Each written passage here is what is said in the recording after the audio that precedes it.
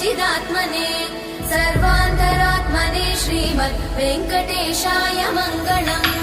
स्वतः सर्वविदे सर्वशक्तये सर्वशेषिने सुलभाय सुशीलाय वेङ्कटेशाय मङ्गलम्। परस्मै ब्रह्मणे पूर्णकामाय परमात्मने प्रयुञ्जे परतत्त्वाय वेङ्कटेशाय मङ्गलम्। आकालतत्त्वमशान्तमात्मनामनुपश्यताम् अतृप्त्यमृतरूपाय वेङ्कटेशाय मङ्गलम्।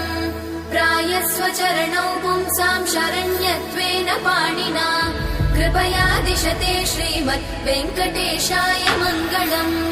दयामृततरङ्गिण्यास्तरङ्गैरिव शीतलै अपाङ्गै सिञ्चते विश्वं वेङ्कटेशाय मङ्गलम्।